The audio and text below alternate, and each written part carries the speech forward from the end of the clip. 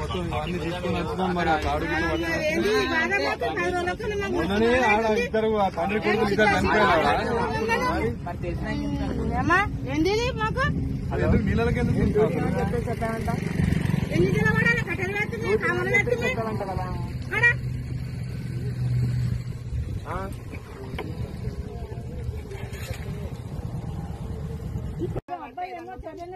అంటాడు, బట్టలు తడుచున్నాయి, నేను దూకలేను మేడం, అట్లా కూర్చున్నాను గట్టు మీద అంటాడు. ఎవరి కోసం అమ్మ ఇక్కడ మాక ప్రాబ్లం? ఎవరికి ఇది ఎందుకు ఇట్లా ఎందుకు రా? ఎందుకు చెప్పు, ఏదైనా బాధ ఉంటే చెప్పు, ఇంటికి పోదాం మనం. నీకు నా కొడుకు ఈ ప్రాబ్లం ఏంటి? వీళ్ళిద్దరు ఫ్రెండ్స్, వీళ్ళు నా వైఫ్ తో గొడవైంది మేడం రాత్రి నుంచి. ఆమె నాతో మాట్లాడతలేదు దాని గురించి. మాట్లాడలేదు అని అంటే ఇప్పుడు భార్య భర్తలు అన్నప్పుడు గొడవ పడతారు.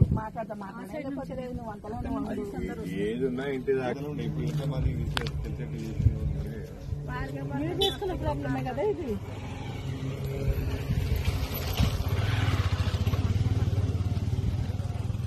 చిన్న చిన్నవి ఉంటే పెద్దోళ్ళని పిలిచి మాట్లాడుకోవాలి, అక్కడనే క్లోజ్ చేసుకోవాలి. నేను మాట్లాడతానంటే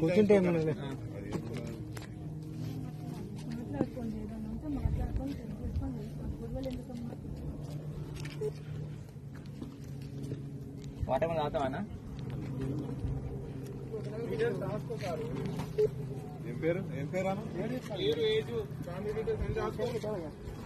ఫోన్ నెంబర్ అవన్నీ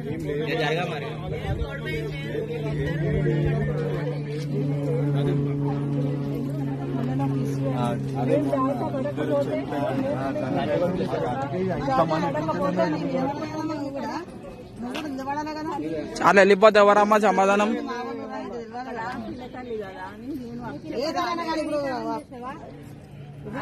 నేను వదిలిపెట్టుకోవద్దని అంటారు కానీ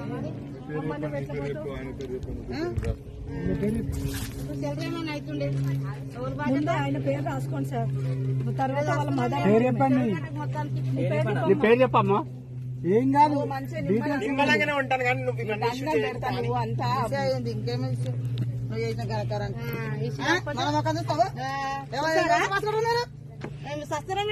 అన్నం తినకుండా ఉంటామా ఇక్కడ? ఇవన్నీ ఏందో ఇష్యూ కానీ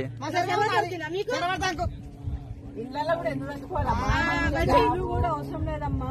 ఏదన్నా చిన్న చిన్న చేసుకొని మాట్లాడుకోవాలి. చావు పరిష్కారం కాదు, ఏదానికైనా చావు పరిష్కారం.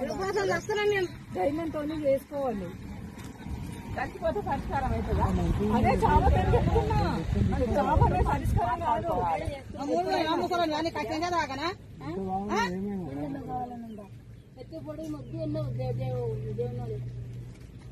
మళ్ళీ అన్ని చెప్తాడు.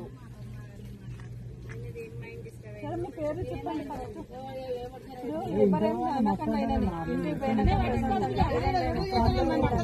మొగలతో పిల్లలతో అందరితో నడతలేమా?